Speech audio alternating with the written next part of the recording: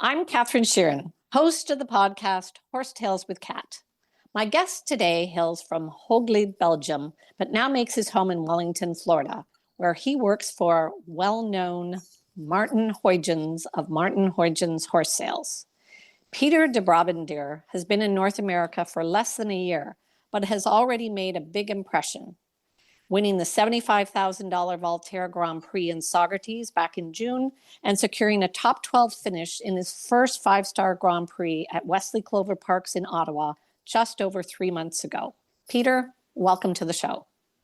Thank you. So I'd like to go back to your early start and where your passion came from for riding. What led you down this path?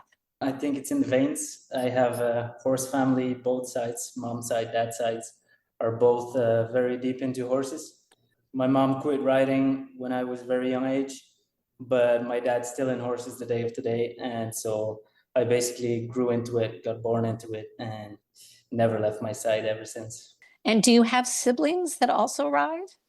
I have one sister. She does not ride anymore. She would ride very occasionally, just as a hobby, but she's not any professional involved in it.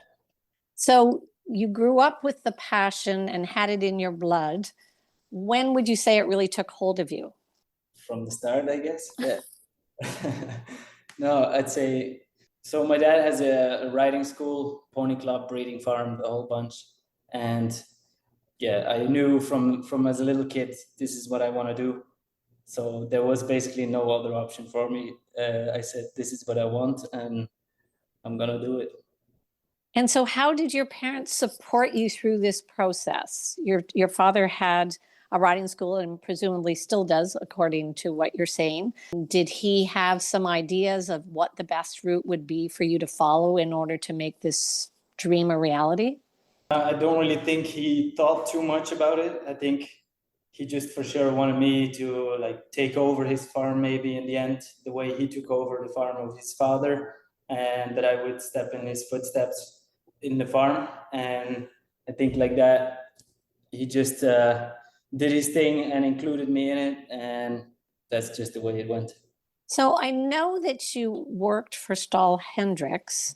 Was that back in 2018, I think? Yeah, so I rode at home all the time until I finished school. And then I had a little bit of I worked for Christmas stables when I finished school at 20 for 6 months. But then I was also riding a few horses at home after hours. And in the end, I changed my mind. I wanted to set up a bit of an own business and do it at home, ride for owners. But then through the years, you kind of get a little bit stuck to what you get offered, and the bills have to be paid. So you ride with what you get, and in the end, you get with what you ride. So, I mean, it was a good period. I learned a lot from it, but I'd say I always had that dream and that desire to learn from the best and to go and explore. And so when I was about 25 years old, Hendricks came on my path, and it would have been a little bit of a step back for me because I was actually showing on FEI level, and then I would be at Hendricks really schooling young horses and developing them in the lower classes. But I think it's a step I took with the idea of growing forward, and I'd say I'm happy I did it because I learned a lot in those years I was there. I would imagine you would, because they're pretty renowned beyond just the sales aspect. With Emil Hendricks having ridden for the team, I would imagine that there's some pretty good training that goes on there. But how did you come to decide to come to North America? Did you know Maarten from back in Belgium, or how did that all transpire? I did not know Maarten before I came here. I knew his partner in Belgium, Jan, and my dad also knew him. And at the time, I was working for Hendrix's, but riding local shows, young horses, really focusing on their business, and I still had that desire to jump bigger classes, and I felt like you want to break out, So I was looking around a bit for different opportunities. And then my dad spoke with Jan at the show in Belgium, and he mentioned Marty was looking for a rider in America, and that's how it actually happened. And you came, am I correct? Did you just come in January of this year, or was it the end of last year? Yeah, it was beginning. Actually, I came during the summer of last year. Yeah. Okay. So it's just been over a year that you've actually been in North America. Yes, correct. And as I said, you've really forged a pretty good path. And now knowing your background prior, I kind of understand why. This isn't totally new to you jumping at these higher levels. You were doing this back in Europe before you went to work with Stahl Hendricks. I was just curious, what is, because from my observation, what I feel like is quite different in Europe in terms of the ride is, number one, it seems like you're in smaller arenas where the jumps come up really fast. And it seems to me, in observing you in some of the videos I've watched, you have a very good eye. I don't know if that's just my observation or you would say others have said that about you. But I was wondering, coming to North America where the rings are bigger and having a little more time, does it make it an easier ride for you than it would have been back in Europe when those jumps are coming up like it seems like every 2-3 seconds, you're just coming around a corner and you're having to find that distance? Yes and no. I would say back as a younger rider, I was very suitable in bigger rings rather than in smaller rings.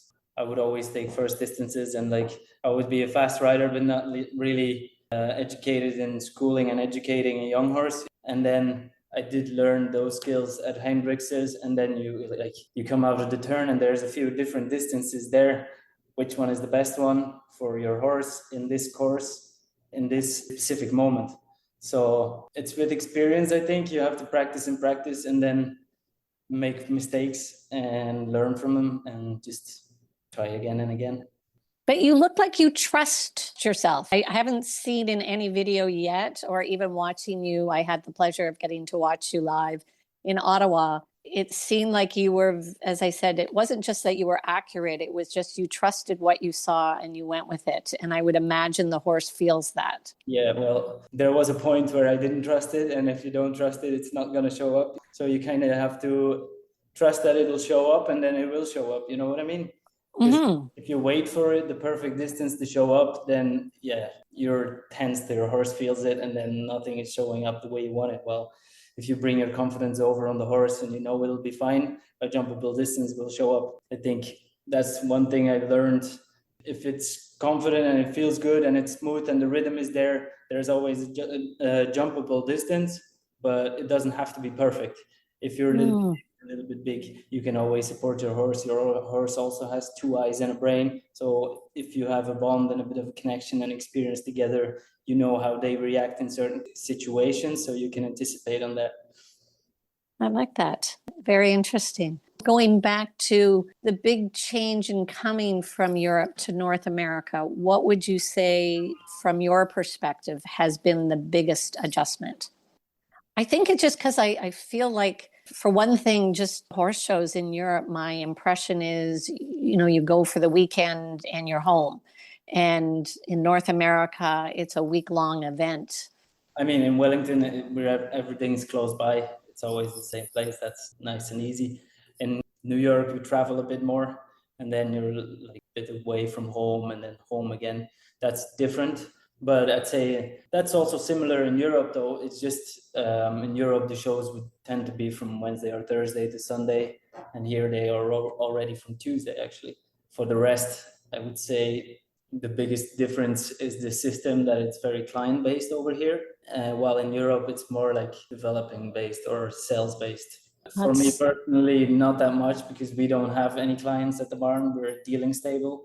So that's actually also why I like it, and not that I don't want to do any clients or I don't ambiate that, but I wanted to focus on improving myself. That's why I left home in the first place, to go ride for Hendrix's. And the next step would be somewhere where I can keep developing as a rider. And I think in a dealing stable like this, there's a lot of riding, there's a lot of showing, and that's what I need to do at my point in my career. I think I need to ride as much as possible, and that's what I like about the barn here with Marty. Yeah. So how does it work there? Are you the only rider, or does he have other riders? What's the setup? We are a small barn. We only have 10 to 12 horses. I'm the only rider. We do have somebody who helps out riding sometimes. Even Marty started riding a couple of days ago again, helped me out riding.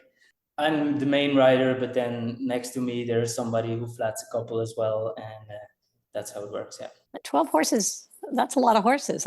For one rider, I think in a day, that's a busy day. Yeah, sure. I mean, I don't ride 12 a day, but I sure ride 7, 8, or 9 a day. So who would you say is your biggest influence as a rider? Is there somebody that you aspire to ride like, or a style that you have observed that you feel you've indoctrinated into your own ride? That's hard to say. I've always looked at everyone I could possibly look at. I tried to copy styles. I tried to learn, tried to feel what they feel, but it's hard because then you're switching up systems, and in the end I also learned that without a system you're not getting anywhere, so you have to kind of create your own system. I think I just developed the way through my trainers. First through my dad. I was very ballsy riding, just right forward, and then Hendrix has schooled me a little bit and details, and then now I'm working with Norman Dello Gioio, who's even putting even more finesse on it. I think it's very light, very details, more the American style. And I think, or I hope, the combination of everything makes who I am. That's interesting. Years ago, I worked as a groom for Norman Dello Gioio. So I'm thinking it was kind of funny because I know you and I had a conversation in Ottawa that one of my first nice horses came from Hendrix. So I'm feeling this interesting connection that you're working with people that I know. I would also was wondering, how does it work as a professional rider? And these horses are sale horses, but you do seem to have had a little bit of consistency in your mounts. I know that First Choice HT you rode in Ottawa. Are you still competing with that horse? Yeah, we have him down here in Wellington. We're planning to show him here at WEF this year. Okay. Because a lot of times as a professional rider at a sales barn, the horses are coming and going. How do you, I guess you already have experienced that a little bit in your life because of being at Stall Hendrix and with your own father, but how do you mentally as a rider prepare to give up the horses that you bond with? Well, you know what's going to happen before you start, so don't whine and do your job. I think, no, I'd say it is a dealing stable, so there will be a point where they're going to leave, and usually that point comes when everything is feeling really good, where you don't want them to leave, but it's part of what we do, and at this point we cannot afford to keep the horses longer for myself, so it's just hopefully in the future we can, and I'll be ready then. And so do you have a favorite mount right now? I know you also won the $75,000 class back in June. That was with Dothraki Warlord. Is he still around as well? Yeah, we have both. Those are actually two top horses at the moment. First Choice is very likable. He's a couch to sit on. You can, they have a saying, you can read the newspaper on him. He's so comfortable. I'd say he's the favorite one day to day, but then in the ring, Dothraki, he gives you so much. He's always there for you, and if you want to go fast, he can go fast. And what's your favorite thing about each one of them? Is it the speed or is it the comfort? The speed. I think for First Choice, for me, it's a great horse because he has tons of experiences. He's been doing 5-star Nations Cups back in Denmark. So for me, this is a horse where I can learn to jump those biggest Grand Prix, and I don't have to be scared to get to the finish line. You know what I mean? I've always got young horses where you tend to have to be a little bit of a step ahead or hold their hand because it's a first for them as well. And now I have a horse I know I can trust for. And so that gives me a lot of confidence, so I can focus on my riding itself, and I can focus on the details and the finesse rather than getting him through the finish line. Well, and I imagine that helps you with the young horses as well, because your own confidence level is so much higher that you instill more in the young ones that you're bringing along. And are there any in the, I don't even know, what age group are you working with the younger horses? We have 2 7-year-olds in at the moment, one from Cornet de Belensky and one from Emerald. Both are very, very nice horses, promising horses. One's a bit greener than the other one, but those are for sure prospects if we can keep them, because for sure everyone's asking for horses to Marty, even also young horses. So we will see. So take me through just a typical day for you, because this was a question that my listeners asked. When you're a professional rider, what is a typical day? I mean, there is no typical day, I don't think, in horse world, to be honest, but on your best case scenario day, what would it look like? Typical day would be, we start in the barn at 7, everyone starts together, we muck out stalls, feed, and then I start riding while they clean up the barn. And then horses get ready. I just keep riding. I ride 7, 8, maybe 9 a day. Usually in the mix, we have a few trials going. Marty always have some dealing horses in the barn. And like now for sure, it's a very busy period with trials. And then usually after lunch, if I'm done riding, we have to go try a few more horses. And then the grooms would finish the barn, or I'll help them if I'm here. But lately, we've been trying a lot of horses and having a lot of trials. So that'll be a typical day here at the barn at Marty's. And so these are trials for people trying your horses, as opposed to you trying horses that Marty might buy to potentially resell, or is it both? Both, yeah, both. Okay. Wow. So I was going to say that would be a busy schedule, I imagine. Basically, those 4 or 5 horses are a little bit longer term, especially first choice and Dothraki. We're not going to let them try just like that by everyone. It needs to be a serious person. And then the 2 7-year-olds is also a bit of a longer term, but they are for sale. There's a big market in 7-year-old horses with talent. So they would get tried, but not that often. And then the rest of the barn would be horses that come and go from lease, or horses that came over from Belgium to sell, like pure dealing horses. So they get tried very often. Yeah.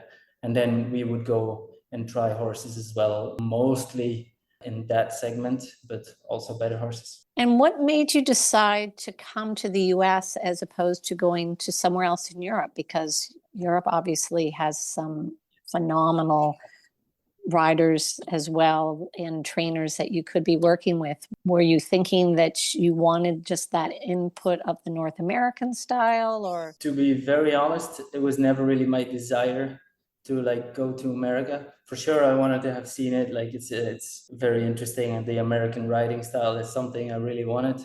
That's for sure, because like my biggest people I admire, to come back on your question, are like Harry Smolders, BC Madden. Like that style is phenomenal to me, and that's really American, you know. But it wasn't really a thing that I wanted to come here. I just wanted to give myself an amount of years to really learn and focus on self-development. And when I was with Hendrix's, I was looking out for that different opportunity for the next step after Hendrix's. And if it would have been in Europe, that would have been fine as well. But then Marty came along, and why not? It's always interesting. If it's not for the riding and the skill set, it's for the business. You get to know so many people. So yeah, I'm happy I did it. Yeah. And my observation of just watching you with Marty is there seems to be a real kindred spirit between the two of you. So it also seems like just the chemistry was there between you. Would you say you felt that from the beginning? Yeah, I'd say the first time me and Marty had a conversation, he said his plans and I said what I wanted, and it kind of matched up. He had a few good riders in the past, and he wanted to level the barn up again to be competing at those shows where he can expose his barn on a bigger level. And I wanted to ride on a bigger level as well. And I think I do the dealing horses, I do my job, and then to be able to get those chances, it's a win-win, you know. And we're both Belgians, which also helps. Like it's like a family barn almost. We come from the same backgrounds almost. So we really have the same norms and values in life. And that helps. Like I learn to get to know people here in America, but I also learn where the horses come from in Belgium. And often I know the people already, but I just didn't know. So it's just, I think it's something special we have here. I was just thinking that probably will be a benefit to you when you go back to Belgium, having these new contacts that, as you said, you didn't even know that that's what they were doing and they weren't so far from where you lived. Exactly. And also the other way around with Marty. Yes, I imagine you've connected Marty with people that he might not have known either. Exactly, yeah. So what would you say has been the most surprising thing for you coming to America? The weather. I didn't know it was so humid. Are you currently in New York or are you back in Wellington already? In Wellington already, yeah. Yes, it is different. I was thinking, lucky you, because I'm in cold Ottawa right now and the weather has really changed. And when did you leave Saugerties? My understanding was you were in Saugerties up until a couple of weeks ago, weren't you? So we're based at Old Salem. And then we show in Saugerties, Old Salem. Last show we did was Silo Ridge.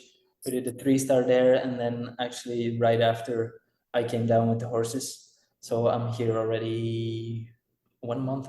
Oh, so you've been in the nice heat for a while. Yeah, it's pretty warm here. And then what is your plan moving forward? So you're with Marty. Is it for an indefinite period of time? I don't know how it works. As a professional rider, do you sign a contract, say I'm going to be here for 2 years? How does that all unwind? We don't have a contract. There's no time. We just gave our word. We didn't say a period, but I'm here. And Marty made sure I got a visa. I owe him at least that, I think. And unless something comes up, but I think me and Marty have a good understanding with how it works. I don't know. I don't have a specific plan yet for where my future will be or what I will be doing. But I'd say for now, I don't want to think about it too much because it stresses you out. You're young. You have lots of time ahead of you to make these decisions. I just didn't know if you had some sort of path in mind. But it seems like your heart has taken you along the right path so far. At first, for sure, my dream was to develop a business at home where I grew up. That's where your heart and soul is. But I also always wanted to go and learn because at home, I never really got to see the big sport or how big riders did it. So I wanted to figure that out. And I never really, supposedly people go and learn when they're 20 years old, maybe do that 5 to 8 years and then come back, settle and get a business or whatever. But I kind of stayed home a bit too long, maybe, in my opinion. And and then when I was 25 years old, when the opportunity from Hendrix's came, I was like, okay, now I'm going to do this and I'm going to do something else afterwards. And I'm going to just forget about the plan, at least until I'm 30, and then we will see.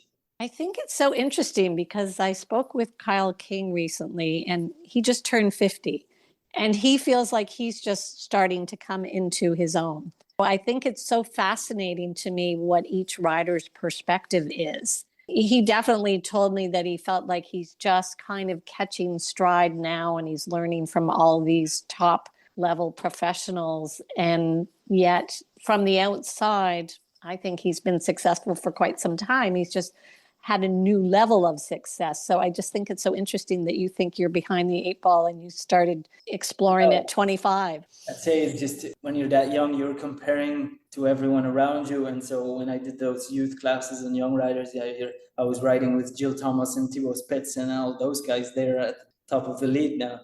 But I guess you can't compare with anyone else. You just have to figure out your own path.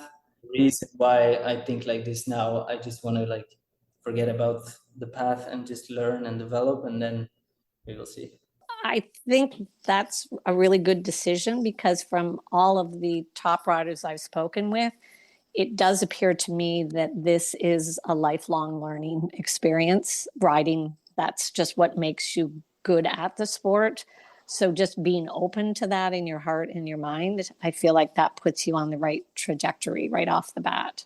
And then I wanted to ask you a little bit about, am I correct? Did you actually represent Belgium in a Nations Cup in Wellington this past winter? Yes, I did, yeah. So that's kind of cool. You've ridden for the team. Had you ridden for the team back in Belgium? No, I did as a junior and a young rider, but never as a senior. No, so that was a first.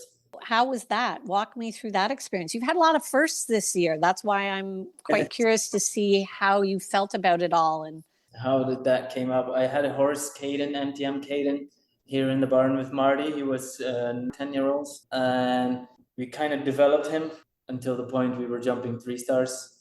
And then suddenly Emily Conter actually sent me a message or called me. She said, like, there's a Nations Cup in a few weeks.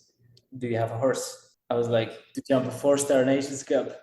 We never done that. But if everything goes according to plan, maybe. So then I was like, okay, let's jump the 3-star on the grass 2 weeks before the Nations Cup. And if he's good in the Grand Prix, then we give it a shot. And then we became 8th in that Grand Prix. So we were like, okay, let's do it. And then the Nations Cup itself didn't really turn out the way we had it in mind, but still it was an experience, just the road to it and to be there between those guys. Yeah, I was really grateful for that. I would imagine it was a bit of a rush. Yeah, it was just like fell out of the sky, and I was like, either we let it slip or we take it. So we tried to take it. Well, I love that you just embrace that opportunity because, again, I recently spoke with Kyle Dewar, and he represented the Canadian team last year for the first time ever. And it was a similar sort of opportunity came up. And because there wasn't really any funding, he actually sold his car in order to fund his horse to go to Spain for this competition. And I just thought, I love hearing these stories of just, it's an opportunity arises, you grab it, you make it happen, and then whatever happens, happens, but you've had that experience. And I think that's something that many would aspire to doing, to represent your nation at whatever event. And it was a risk though, because we know it was early enough for the horse, and with me not having that experience as well, it was a risk, but we built it up, and I think if we had a bit more time, maybe the horse would have been more ready. But I mean, the chances come as they come, and you don't always get to choose. Mm-hmm. And what was your biggest takeaway from that experience? That you can still be second in a Nations Cup with 2 bad rounds. So I guess you got to do the gallop. I always think that's the most fun part. I didn't really feel I belonged on that stage there, but it was a fun experience, yeah. And then talk me through the June winning at Saugerties that day, because I've seen a couple of videos and I just loved the way you characterized the horse. You had some really good terms for how you described him. And so what was that day like? Yeah, so Dothraki he's a giant horse. He's like, I don't know in hands, but he's 1.80 m, and he's a bit of a personality in the barn. If you walk past him, he'll like put his ears back and try to nap at you. Or if you're cleaning his stall, he's like turning around, threatening you a little bit all the time. But once you turn to him and tell him like, dude, are you okay? Then he's the sweetest. So he's a big mouth with small heart, and then in the ring, he just gives it your all. Like, he's so fast. We did have a bit of an issue that he had very flat feet with the round shoes underneath with the frog in the middle. So if you really gallop to a fence, he would hit himself from behind on his front hooves, and he would lose his shoe. So actually also there in the Grand Prix, first round, he loses his shoe, and you have to put the shoe back on. Second round, he loses his shoe again. But I mean, he felt fine, so he won. Now we actually pull the shoes off. We have him barefoot in front, so he can be lighter and quicker in front. So I'm curious how that will turn out if we start going fast again. And then the other first that happened to you this year was back in Ottawa when you did your first 5-star Grand Prix. And again, you looked pretty comfortable and confident. And that was a really tricky course that day. As I recall, there were not a lot of people that got around well. I would say it was a challenging day because it was fairly wet in that ring, and it was a pretty tricky course. Can you walk us through that? Yeah, I remember the course very well. I didn't have any pressure, so it was a first for me. I knew my horse would get to the finish line, and I didn't have any pressure, so I was free. But I do wanted to prove myself, and like not even to the people, but just to myself, So I try to just prepare as good as I could, same as we always do. Don't change too much and try to focus and stick to the plan, improvise when needed. So what's your process when you walk a course? My process when I walk a course, first I walk it once, very basic, and then I go over it with Marty or Norman, and then I probably walk it again on my own, implement all the details we discussed. In some different classes where you have different horses, I try to focus on the first one first and only then make a plan for the second one. But also like in a Grand Prix where you only have one, you try to walk it with the idea of what may happen. So you try to have options open. You're not blind to your plan. If it's a 7 or an 8, if you come in the line with a big flow, the 7 might be easier, while if you get a bit deeper, it might be better to do 8. So you try to keep that in mind at all times and try to not get too stuck on the plan, but really focus. And then are you someone that, it doesn't appear to me that you suffer from nerves when you're riding, but do you have a process you need to prepare? I know some riders have to separate themselves from others, find a quiet space, do some visualization. What's your system? I don't really have a specific system yet, I think. I just think best preparation comes from calm and peace. If everything's going according to plan, if the horse is taken care of well, if it's in time at the ring, if you have time to walk over your course, maybe watch a few rounds, if the warm-up goes smooth, I think that's the best preparation for a big class, yeah. And do you tend to be really comfortable with having to make changes on the fly? As you were saying, somebody planning a 7 and then coming in and finding out, oh, maybe I'm going to have to do a very quiet 8. Is that something that rattles you at all, or do you feel like you're pretty confident with those changes? It depends from situation to situation. I think I can still learn. I can for sure still get better at that. But I think that's maybe something that's different in Europe, specifically at my dad's place, and in America. Well, I would ride courses without walking the course back at home as a kid. I would never really have that specific of a plan because it never really went to plan anyway. So I don't know how to say. I'd say I learned to ride with young horses, and you have to improvise a little bit, adjust to them. And then you learn to, if you have that bigger jump, you have to react quicker. Or if you have that nice smooth jump, it comes easy. It's hard to say.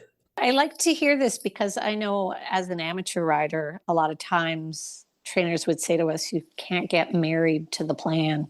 And yet we often as amateurs do get married to the plan. So when something goes awry, we're not necessarily thinking on our feet as quickly. So it's kind of refreshing to hear your perspective. And I'm thinking maybe that's something our listeners that are amateurs could adopt. And it's also interesting because I'm pretty sure it was Skylar Riley that I spoke with a couple of months ago, and she said she had one of her amateur riders actually go and do a number of classes without walking the course just to kind of learn that skill. I just think that that's kind of an interesting difference. Maybe, yeah, and maybe also we at home, we learn to win the course. We learn to be the fastest and turn and go fast and leave strides out, or don't even think about leaving strides out, just kick and see what shows up, Well, maybe sometimes, I'm not saying everyone, but sometimes over here people are too much, this is a 5 and this is a 6 and it has to be like that, which is also good because it's solid basics. And I think best of both worlds is better. I think neither one way is better than the other. They're just different. They're just different. Exactly. And to your point, I think my impression is the classes are so large in Europe in terms of numbers, sheer numbers, that you definitely have to kick and go fast or you're not going to be the winner. Yeah, over here everything is more split up in different categories. Like you have junior, amateurs, highs, lows, whatever. With us, it's just the heights. Professionals, young horses, old horses, young people, old people, all go together in that height. And so you have a bigger number and bigger competition. And just curious, have you been surprised by your own success here? Yes, of course. I did, like, that's also actually a personal issue maybe I had back in the day. Like as a young rider and junior, I did some bigger classes and I felt really confident there. And then through the years, missing out on that a little bit, I kind of got mentally a bit frustrated. And now coming here, getting those chances again, it's kind of like, okay, I still have it. It's a relief at some side, but then I didn't know I was gonna jump a 5-star already. That's still ridiculous, to be honest. What's on the horizon for the next couple of months? Are there any big dreams that you want to fulfill as far as with Marty's horses? Will you do another 5-star in Wellington, or I don't know what the setup is there? We didn't really make a plan yet, but I'm doing a 3-star next week here, and then probably the 4-star 2 weeks later. And from there on, we tend to maybe make a plan a bit towards the Nations Cup. We're probably gonna go down to Ocala as well, and we just see and feel what the horse says and make a plan with Norman and Marty. So, but whatever, we try to have, we will for sure try to, but I mean, if it doesn't, it doesn't. And then just wanted to circle back to your parents. I'm wondering what has been their takeaway from your year away. I'm guessing your parents probably haven't been surprised by your success, because I would imagine that they've believed in your gift, and it's easier for them from maybe the outside to see that than it has been for you. But has it been a big moment for them? They were for sure very proud, especially my dad, I think. My mom as well, by the way. I think my dad, he hoped that I would do this, and I think he's very proud on one side, but he's also still a bit sad that I'm not home. So he's not really involved in what I'm doing here. We talk a lot on the phone, and I always send him my videos and we discuss it. Like he gives it to me straight. If I send him the video, he's like, "Yeah, you were just too deep there." Like, what were you thinking? You know. But he's for sure proud. Yeah, we never really say it like that out loud, but I know he is. I'm guessing he's keeping you humble. He is, definitely. Although it doesn't seem to be an issue for you in my observation. And I thought that's something that you should know. Everybody that I spoke to who knows you, their biggest takeaway is just how humble you are. You're a likable person and very humble about your skills. And as I said, it was really quite fun for me watching some YouTube videos that you had on your Facebook page of you riding from several years ago in Europe. And that's why, as I said, my observation was I could see you had a good eye and you will go for that distance. There was never any holding back. And you are a very talented horseman. But as you said, you maybe had lost a little bit of belief in your gift. So it must be fun to rediscover it and have such great success at an even higher level. And then who knows what the future holds. Are there any, I know you don't have necessarily a plan, but I always like to ask riders, is there anything on your bucket list that you'd really like to do? There's a lot on my bucket list. Okay, let's share. Just don't have it planned out. I just want to learn this sport and learn this business for the rest of my life. Now I'm focusing on my riding. That's what I'm focusing on now. I would like to train. I would like to breed horses. I would like to develop things in the future as well. I would like to combine everything, have a business where I can ride and train and have young horses and do business and maybe train a rider who rides my young horses. Like that's all things I could see myself do, but I mean, it's a process that'll take years. And I think now I just want to be the best possible rider I can be, and the rest can come after that. So just to press you a little further, is there any competition destination that you'd really like to go to? I know some riders have said to me, I know Mario Delorier I spoke with last year. He really wanted to compete at Aachen. He finally got to this year. And I know when I spoke with McLean Ward, he said he'd like to win at Aachen. Do you have any destination that you would like to really compete at, aside from everything else that you'd really like to go to? Of course, those bigger shows like Aachen and Spruce and championships in general. are something you really want to achieve, but I'm not gonna be frustrated about it. We just see where it goes and be happy with that. Well, it sounds like that's taken you here to this place and has made you successful so far. So why change that? Exactly. I just want to say thank you so much for taking time out to speak with me. It was really a pleasure, and I certainly wish you all the success in the world. And I will look forward to potentially seeing you on that Nations Cup team at Wellington again in the new year, and possibly down in Ocala if they put a team together for that as well. I don't think Ocala will be on my list, but maybe Wellington. We will see. Okay. Well, if you'd like to learn more about upcoming guests and the show, please follow us on Facebook and Instagram at Horse Tales with Cat.